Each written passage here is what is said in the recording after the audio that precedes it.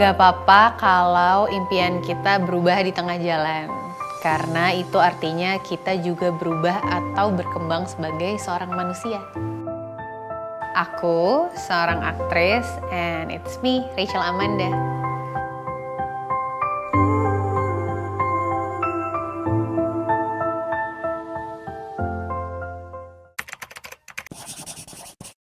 Nama panjangku Rachel Amanda Aurora. Panggilannya Manda, sebenarnya Amanda. Tapi banyak juga yang manggil Rachel, Aurora karena username-nya depannya pakai nama belakang gitu. Jadi dikiranya Aurora Manda namanya. Padahal aslinya Rachel Amanda Aurora itu pemberian nama dari bapakku, ibuku, dan kakekku gitu. Jadi Rachel itu nama yang papaku tuh pengen banget namain anak pertamanya tuh Rachel. Sedangkan mamah tuh pengennya Amanda. Jadi kayaknya mereka berkompromi dengan ya udah masukin aja dua-duanya gitu. Jadi namaku Rachel Amanda. Padahal aku di luar negeri tuh kan dua-duanya nama first name gitu loh, kayak nama dua orang yang beda gitu. Tadinya mau Rachel Amanda aja, tapi karena kebetulan yang membantu proses melahirkan adalah kakekku sendiri gitu. Jadi opaku tuh obgyn, dokter kandungan. Akhirnya dan kebetulan aku cucu perempuan pertamanya. Jadi dia kayak, masa aku nggak boleh sih ngasih nama, mau dong gitu. Aku ikut, yaudah deh kakeknya mau ngasih nama apa gitu. Namanya Aurora gitu. Kalau artinya tuh sejujurnya Rachel, aku lupa ya artinya apa. Aurora tuh kalau kata kakekku, ya Aurora kan sebenarnya fenomena alam Aurora gitu kan, Northern Lights gitu. Walaupun kakekku bilang ada versi lain artinya matahari terbit karena emang kebetulan aku lahirnya jam 5 pagi kayaknya menuju ya subuh gitu. Tapi kalau Amanda dari bahasa Spanyol kalau nggak salah aslinya artinya dicintai. Rachel Amanda pas kecil sifatnya tuh centil. Itu sih yang paling dominan, kayak semua anggota keluarga tuh kayaknya bisa ngelihat aku tuh centil banget anaknya di depan kaca, ngaca, gaya, terus gak ada malunya gitu, kayak di depan orang tuh beneran bisa tiba-tiba pose. Kalau ada teman mama atau teman nenekku datang ke rumah gitu terus disuruh jalan Pragawati gitu bisa gitu. Padahal dulu masih kutangan doang gitu kan, pakai celana dalam doang gitu, tapi terus gemuk lagi gitu. Jadi nah ini bentukannya kayak gini. Nah itu nih anak centil dan cuek banget gitu. Jadi apa ya, anak yang sebenarnya gampang dipancing untuk gaya sih. Kayaknya Rachel Amanda tuh gitu deh, centil-centil. Jadi depan kamera seneng banget. Aku tuh anak pertama dari 3 bersaudara. Adikku yang pertama cewek, namanya Monique gitu. She's a special karena memang autism gitu, jadi special needs. Beda setahun doang, jadi kita ya dulu cewek-cewek cuma berdua doang.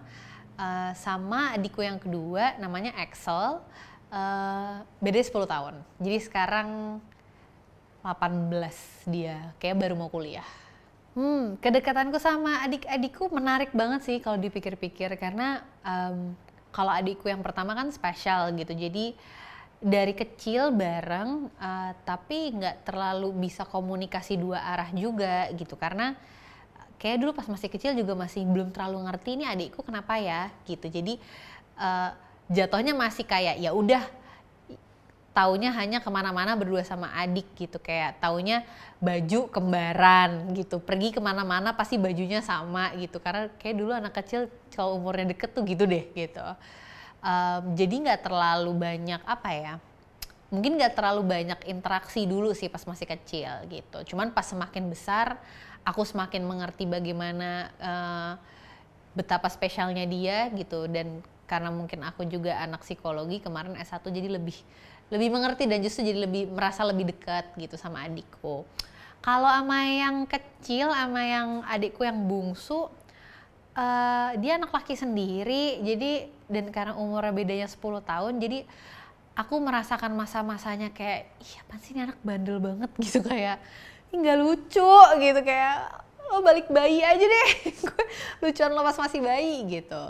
Tapi justru sekarang pas dia udah umur kuliah, justru menemukan teman ngobrolnya tuh sama dia sekarang, karena anak-anak sekarang pinter-pinter banget ya gitu, kayaknya diajak ngomong hal apapun tuh ngerti, bahkan dia bisa lebih ngerti duluan daripada kita gitu. Jadi deket sih jatuhnya tiga-tiganya. Selama ini kan kayaknya kalau ada orang yang spesial gitu, mungkin in my case adikku autism spectrum disorder, karena autism itu kan juga sebenarnya spektrum ya, beda-beda, jadi nggak bisa menyamaratakan juga anak autis. Aku tuh belajar bahwa kita yang harus ngerti dunianya mereka, bukan mereka yang dipaksa untuk sama dengan dunia kita gitu. Jadi untungnya sekarang udah banyak support group, support sistemnya gitu, kayak misalnya mungkin bisa juga buat informasi teman-teman di luar sana gitu. Ada yang namanya komunitas Jakarta SIPS gitu, Jakarta SIPS Club, khusus untuk kakak adik dari penyandang autism spectrum disorder gitu. Jadi sekarang jadinya nggak terlalu bingung ya ketika kita punya saudara yang spesial gitu. Tapi itu sih PR-nya adalah kita yang harus ngerti mereka, bukan mereka yang harus dipaksakan berkelakuan layaknya seperti kita gitu. Mama papa orang yang menarik sih. Gimana ya? Dan kayaknya aku bisa melihat memandang orang tuaku seperti sekarang ya seiring dengan usia juga gitu. Kayak kalau misalnya ya dulu sebagai anak kecil kan ngelihatnya mama galak, mama layaknya ibu-ibu lain galak, gak boleh beli mainan, kalau papa boleh gitu. Jadi dulu tuh favoritnya adalah bapakku deh, karena kalau sama bapakku aku minta mainan, aku minta dibeliin apa tuh dikasih lebih mudah daripada ibuku, bukan ibuku gak beliin sama sekali gitu. Dan dulu ya karena mungkin masih kecil, jadi ngeliat orang tua tuh sebagai sosok dewasa yang ngerti segalanya, pelindung pasti, dan memang orang tua yang sangat baik gitu, yang sangat menyayangi anak-anaknya, sangat mendorong anaknya untuk mendapatkan edukasi yang lebih baik terus gitu. Itu sih yang aku sangat aware dari kedua orang tuaku gitu, kayak anak-anaknya harus sekolah semua. Ya sampai sekarang sih sebenarnya gitu. Cuman mungkin bedanya kalau udah dewasa bisa lebih melihat bahwa ih keren banget ya nyokap bokap gue. Mereka tuh karena mereka orang dewasa yang sebenarnya sama-sama nggak tahu apa-apa, maksudnya kayak dalam berbagai hal. Ih jadi orang tua kan nggak ada sekolahnya ya, kayak gue membayangkan gue jadi orang tua aja kayak ngegedein anak nggak ada sekolahnya, terus dengan berbagai ekspektasi orang-orang di sekitar, lo harus membesarkan anak sebaik mungkin. Gimana caranya gitu. The fact bahwa mereka berusaha sebaik mungkin tuh menurut aku udah mantap. Love you mama papa. Jadi anak perempuan pertama tuh iya sangat. Mungkin teman-teman di luar sana yang anak perempuan dan anak pertama tuh akan merasakan yang kurang lebih gue rasakan sih. Karena kebetulan juga teman-teman sahabat-sahabatku entah kenapa kebanyakan juga anak perempuan pertama. Jadi mungkin kayak sadar nggak sadar kita kayak ayo we can do this together gitu loh. Iya pasti ada ekspektasi dari orang tua untuk jadi contoh yang baik di depan adik-adiknya. Terus dan mungkin karena ditambah perempuan jadi kita memang punya refleks untuk lebih nurture, lebih ngayom gitu. Mungkin kalau anak pertama tapi laki-laki, ya ekspektasinya hanya akan sekedar oke, harus jadi orang sukses, harus jadi contoh baik gitu. Tapi kalau kita nih by nature emang kayak pengennya tuh yang merawat gitu loh, kayak memastikan adik tuh baik-baik aja. Kasarnya kadang-kadang bisa menjadi pengganti ibu gitu di rumah. Kalau misalnya orang tua lagi nggak ada di rumah, ya kadang-kadang udah jadi kebiasaan kita juga yang memastikan kayak ini gimana adik-adik gue udah makan belum ya, udah ini belum ya gitu. Jadi repot sendiri sih. Arti rumah tuh buatku adalah sebenarnya rumah tuh bisa di mana aja asal ada orang-orang atau lingkungan yang membuat kita nyaman jadi diri sendiri sih. Yang kita tahu gimana pun kita, mau kita berkelakuan kayak apa aja, ya orang itu akan terima kita aja anyway gitu. Kayak mungkin kalau kita di depan beberapa orang atau mungkin di depan halayak umum kan pasti ada jaim-jaimnya ya, tapi rumah tuh kayak tempat kita untuk ya udah ngelos aja gitu, kayak gak usah mikir orang-orang ini akan ngomong apa gitu. Itu sih. Cita-citaku pas masih kecil dan sekarang berbeda, karena dulu pas masih kecil sampai SMA mau jadi dokter. Kenapa jadi dokter? Karena kakekku dokter, tanteku dokter. Pokoknya di keluarga banyak yang dokter, sehingga dokter tuh kayak profesi yang sangat familiar gitu loh di aku. Terus dulu kan ngeliatnya, wah emang dokter tuh hebat ya, bisa nyembuhin orang, mulia gitu, dan memang mulia gitu profesinya. Tapi nggak keterima karena nilainya kurang pas SMA, kayak nggak ketolak lah dari kampus gitu. Akhirnya masuk ke jurusan lain. Waktu itu ke kesehatan masyarakat dulu, keterimanya, tapi justru pas masuk fakultas kesehatan masyarakat justru sadar bahwa oh ternyata gue nggak cocok di kedokteran, karena belajarnya bareng sama anak kedokteran pada saat itu.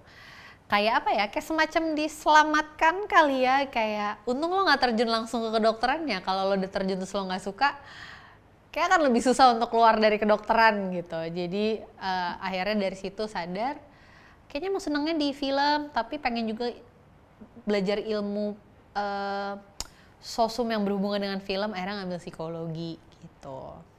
Akhirnya sekarang lulusan sarjana psikologi, tapi so far juga belum mau jadi psikolog, masih melanjutkan sebagai aktris dulu. Di sekolah aku bukan anak yang aktif dalam berorganisasi yang pasti, karena waktu itu kayak karena udah syuting dari kecil juga ya gitu, jadi pulang sekolah syuting gitu, jadi jarang banget ada kegiatan kecuali ekskul. Kalau ekskul masih suka ikut gitu. Anak yang lumayan ambisius kayaknya.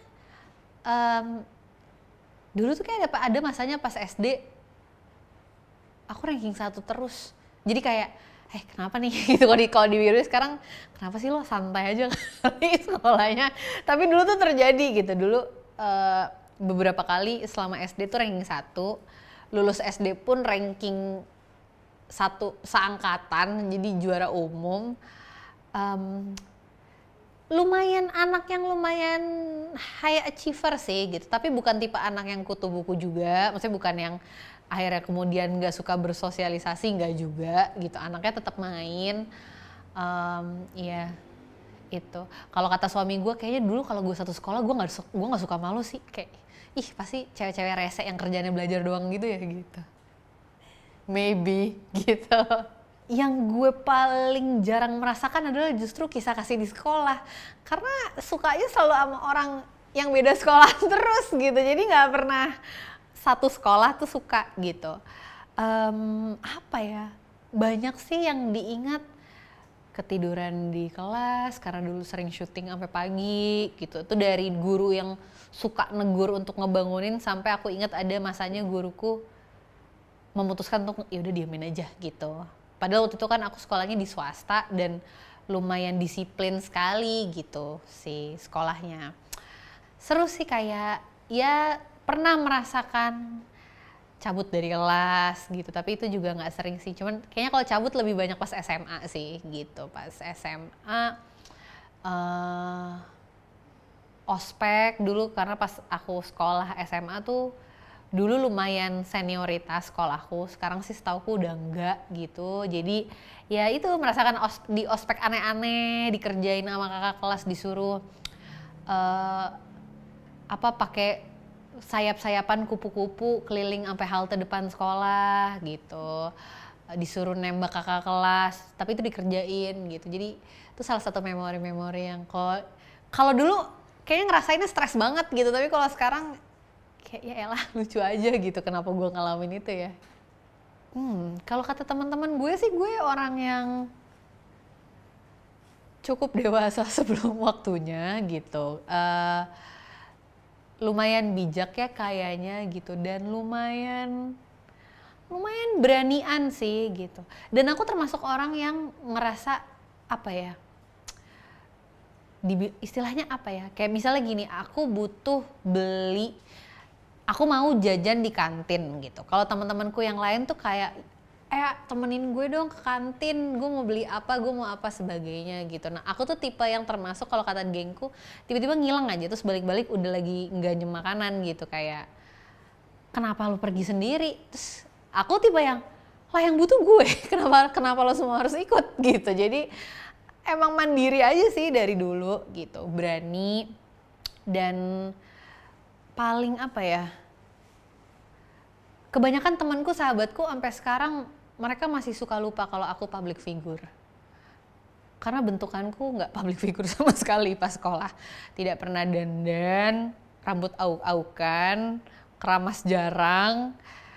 Itu bahkan sampai kuliah gitu. Jadi sekarang ketika aku sudah fokus bekerja tuh teman-temanku sampai sekarang di sosial media masih suka ngeledekin kayak, kok lo cakepan sih gitu.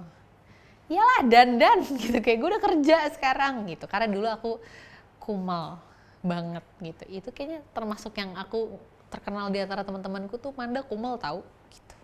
Jadi gini, aku nggak pernah sengaja memilih siapa yang mau aku jadikan teman.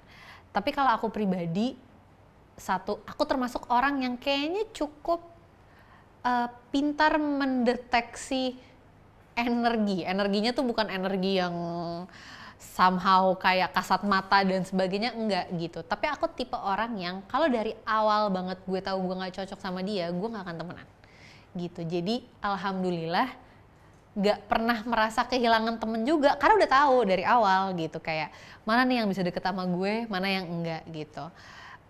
Sama balik lagi ke kitanya sih, aku ngerasa kita akan attract orang yang mirip sama kita.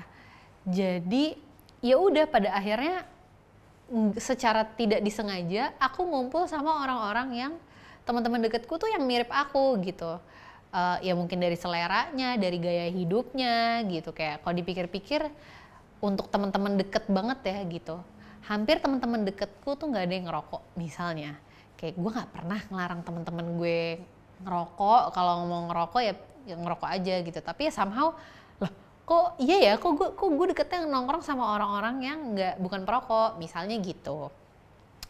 Terus apa lagi ya, iya sih mungkin karena aku dari awal bisa mendetek cocok enggak orang ini, sincere atau enggak, tulus atau enggak dalam pertemanan gitu. Jadi terbentuk dengan sendirinya, yang lagi-lagi karena kita juga seperti apa. Kok nggak deket sama ini sih lawan mainnya, pokoknya ada aja gitu yang dikarang dan dituntut dari orang-orang yang nonton kita gitu. Jadi 2 tahun itu adalah 2 tahun yang isinya mempertanyakan keputusan banget, kayak bener gak sih gue, bener gak sih ini pilihan hidup gue, kok gue gini ya, akunya ngejauh balikan sama mantan, dianya kayak kok nih cewek balikan sama mantannya, terus kita